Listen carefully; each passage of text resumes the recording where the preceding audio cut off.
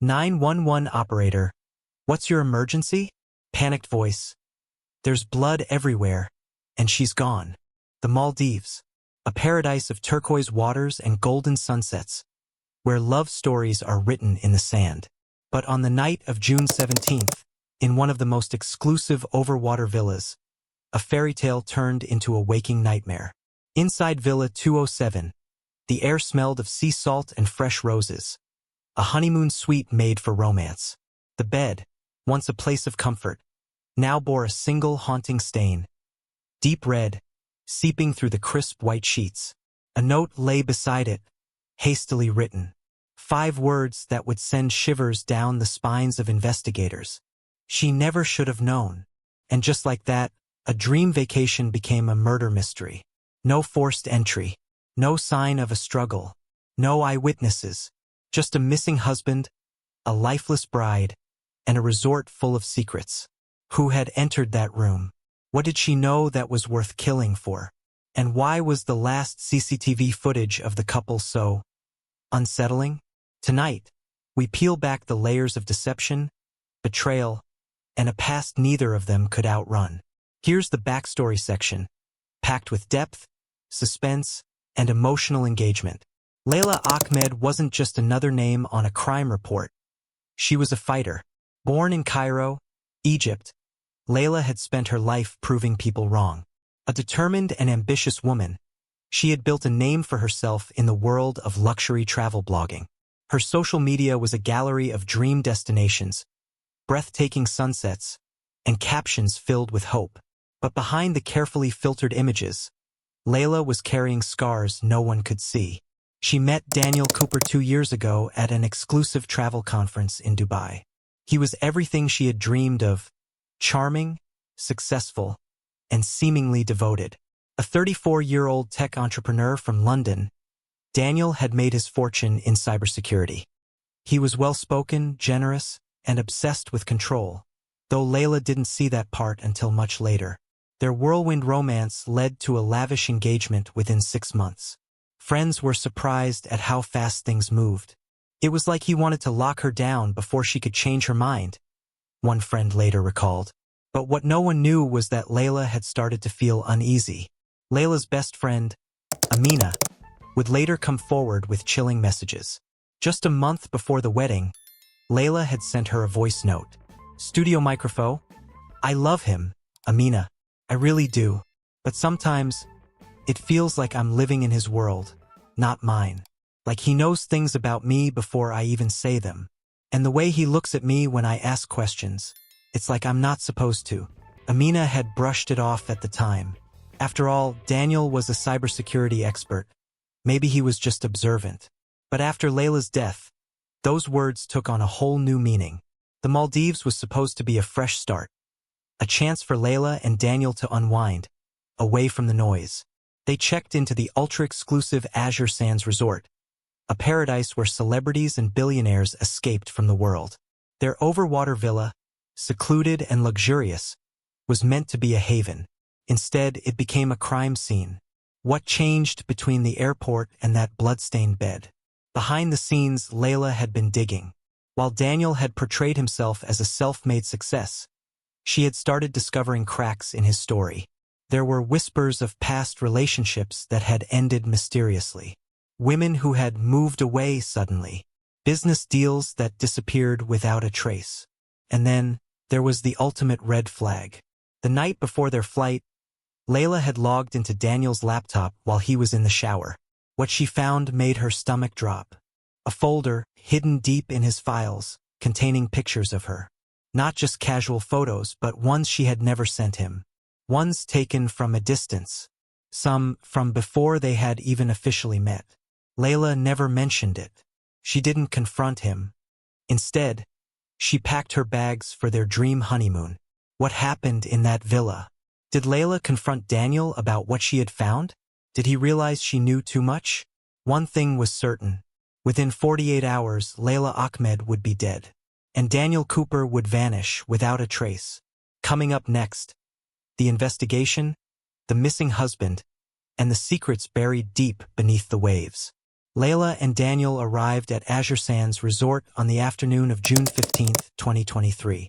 Staff at the front desk remember them vividly. Layla, radiant in a flowy white dress, her smile lighting up the room. Daniel, dressed in a crisp linen shirt, an expensive watch glinting on his wrist.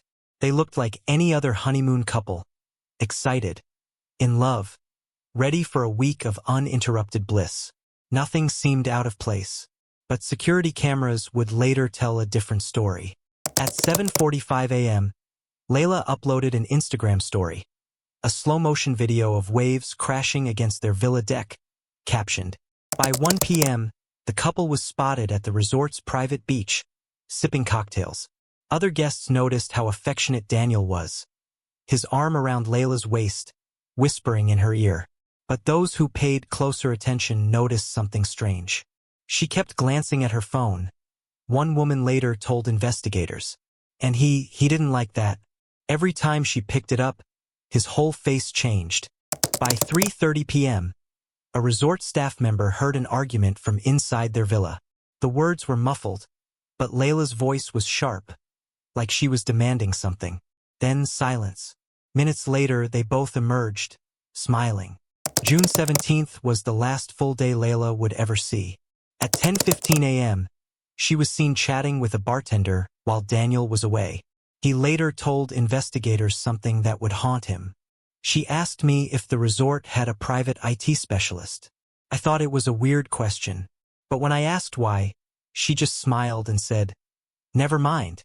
By 4:50 p.m., Layla made a phone call to her best friend, Amina. The resort's Wi-Fi was weak, so she stood near the glass doors, facing the ocean. She sounded off. She was whispering, kept saying she couldn't talk long.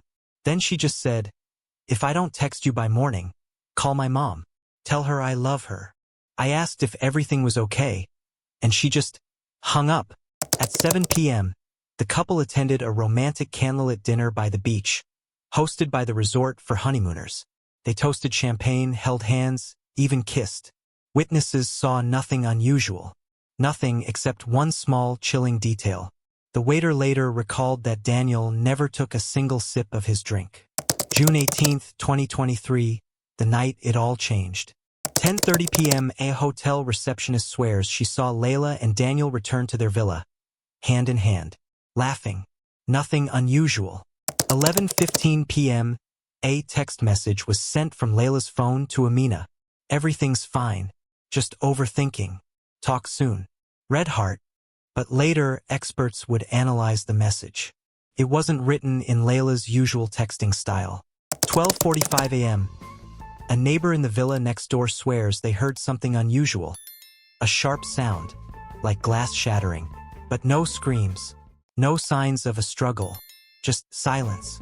2:45 a.m. The CCTV footage investigators almost missed.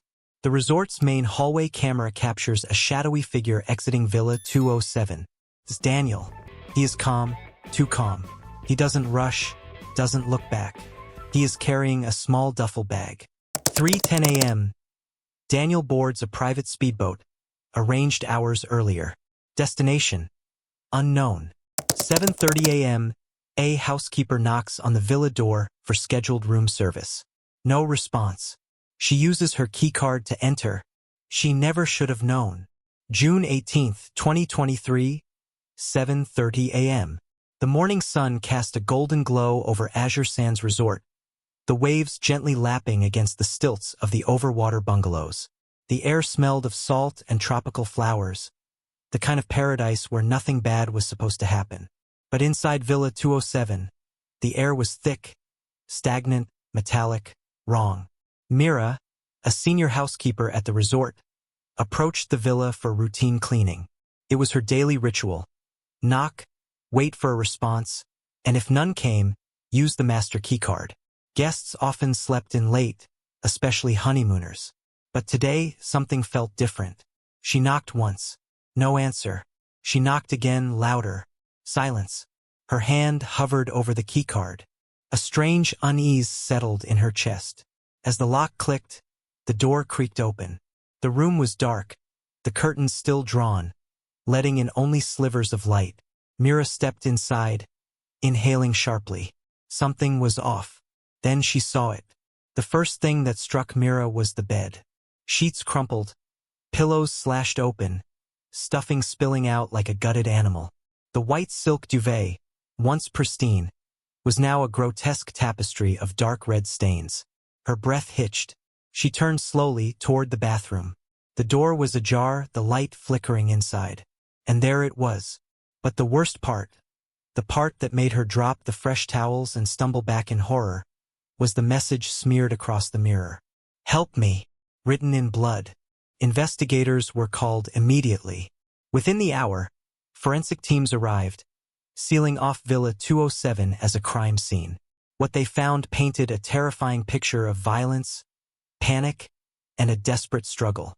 Key pieces of evidence included blood spatter patterns suggesting Layla was attacked near the bed but struggled toward the bathroom.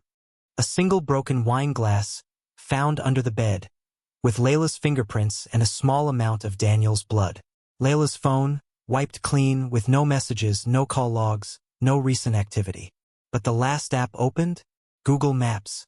A discarded wedding ring, found in the sink, as if it had been ripped off. Daniel's missing duffel bag, which he was seen carrying on CCTV at 2:45 a.m., the last time he was spotted. But there was no body. Layla Ahmed was gone. While the resort didn't have direct 911 services, emergency dispatchers in the Maldives received a chilling call at 3:12 a.m. from an unregistered international number. 911 operator. Maldives Emergency Services? What's your emergency? Caller. Whispers. Breathless. Help, please. 911 operator. Ma'am, can you tell me your location? Caller. Heavy breathing, muffled sounds, then static, like a struggle is happening in the background. 911 operator. Hello? Are you there? The call lasted only 27 seconds. Investigators traced it. It came from Layla's phone. But when they found the device, it had been factory reset. Someone had erased everything.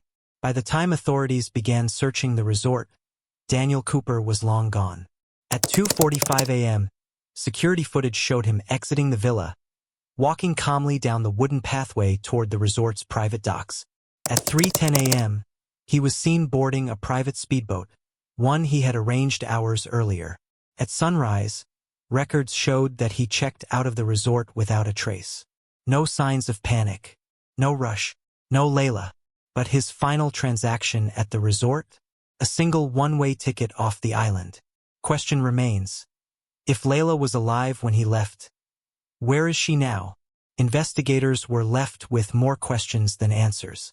Did Layla know something she wasn't supposed to? Was Daniel covering up an accident? Or something much worse?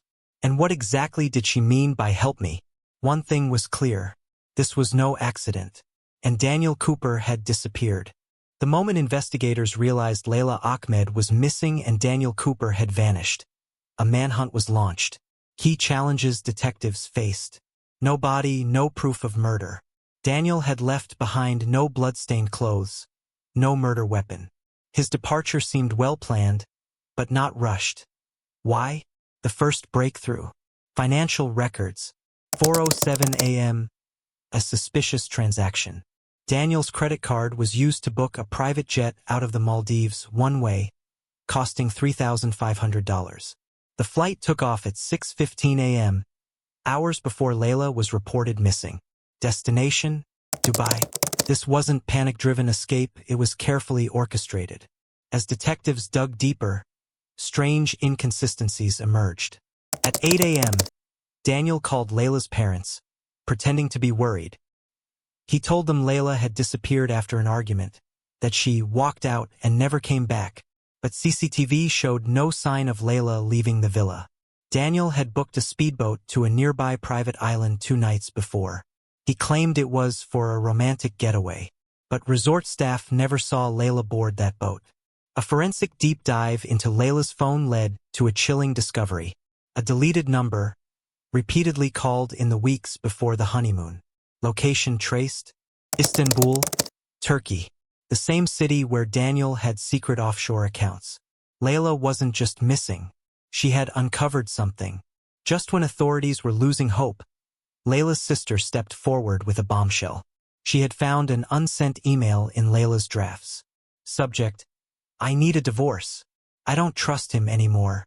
Dated 2 weeks before her honeymoon. In it, Layla revealed she discovered Daniel had been embezzling money from his company. She threatened to expose him. She wanted out, but Daniel begged her to wait until after the honeymoon. She never sent the email. Had Daniel found out? Forensic teams examined the speedboat Daniel rented. Traces of Layla's blood on the seatbelt. A single strand of her hair wedged into the wooden planks. Daniel never intended to return from that boat trip with Layla. Daniel vanished into Dubai's underworld, using fake passports. But Interpol tracked him down 6 months later, in Buenos Aires, Argentina. He was arrested at a 5-star hotel, using a fake identity. In court, he showed no emotion. His defense? He claimed Layla fell overboard. He panicked and fled to avoid being blamed. But the evidence was undeniable. The verdict: life in prison, no parole. Layla's family sobbed in the courtroom. Daniel never apologized. How well do we really know the people we love? Did Layla's discovery cost her life? Or was this doomed from the start? Let us know your thoughts in the comments. Do you think justice was truly served? Subscribe for more chilling true crime cases. Let me know if you want any tweaks or a different approach.